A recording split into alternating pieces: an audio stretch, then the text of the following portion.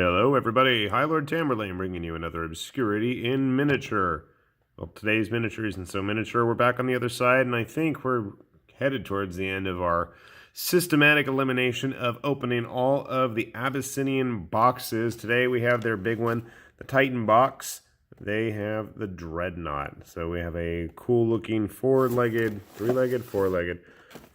walker here. Just to give you guys a quick view, the box is absolutely thrashed, which is fine because that's what got it to me at a reasonable price. So you can see we've got our little Abyssinian gunners on it. And for such a big box, you'd imagine we're going to have such a big figure, right? Well, let's find out, shall we? Since the box is already falling apart, I'm just going to... Ta-da! We have a base. This is, I want to say, 120 millimeter base with a teeny tiny the other side. Cards,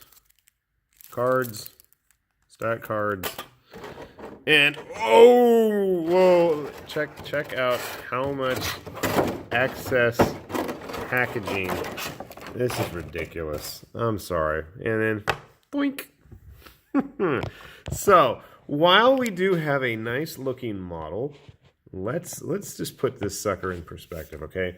It does take up a good amount of base real estate, but one of my first issues is check out these tiny little claws are going to have to connect on the base. I'm a bit lost. Obviously, I mean, I'm gonna have to pin it or something. There's no other way this is gonna stay on the base. I just don't get it. Overall detail of the model itself is quite nice, as I've said on just about every one of these videos. On the other side, stuff for being, you know, pre-built, shiny plastic board game looking material, it does actually hold quite a bit of detail. One pet peeve of mine is the fact that, yeah, I'm still going to have to drill out all those guns because I just can't stand that. We do have our gunners hunched over in every spot. They all seem to be aiming at different things. It's kind of neat. I'm assuming I'm just going to give this a quick spray of gunmetal and then work my way up. I mean, the fact that it's kind of nice, the vents on the crown. Actually, their flag is a little wonky. But, yeah, for the price and for the size, that this was like a $25, $30 model. I mean, hey, that's not bad. Good size kit for that point. But it's not. It's at least double that, I'd say. I think the MSRP on this is supposed to be about $60. So I do have a Abyssinia figure just to give you a sense of size. So, I mean, obviously it is Titanic in the sense that it takes up a lot of space. But I have one of the fire team mechs. And this is from the Steel Legion, and I don't have its official base handy. But, I mean, this came with 2 squads of 3 guys and cost the same price, and it's just as tall, if not as wide, as our Titan Dreadnought. I'm curious how it works out stat-wise. In fact, I mean, this guy came with a set. So did she, for that matter.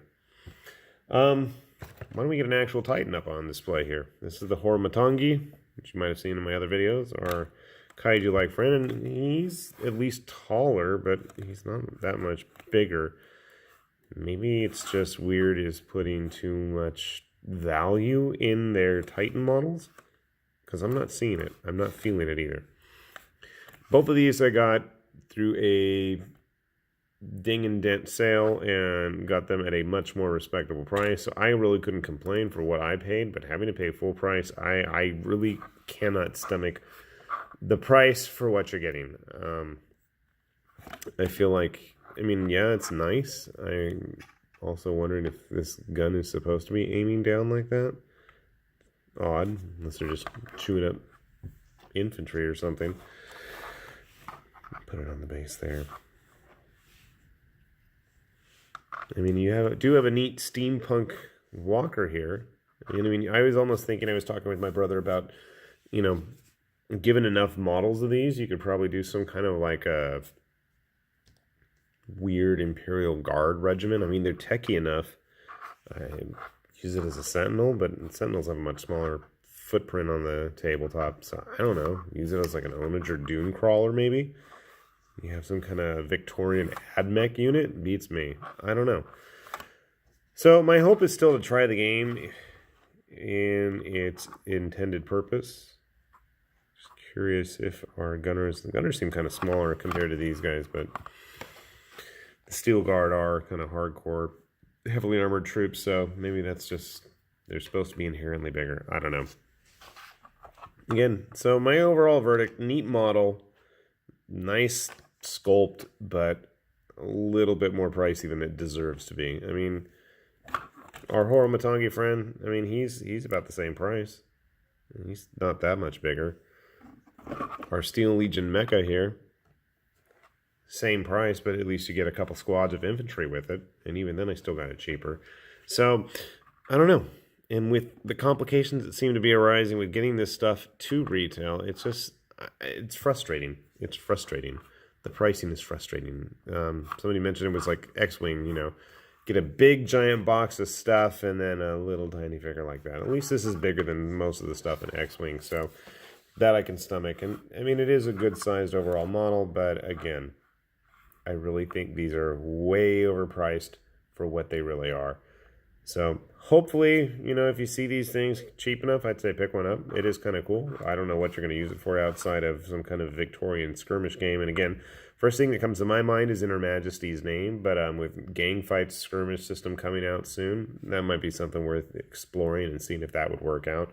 My other thought is with Zone Raiders, if that can possibly somehow finagle its way into getting a bunch of 19th century stuff in it. I don't know.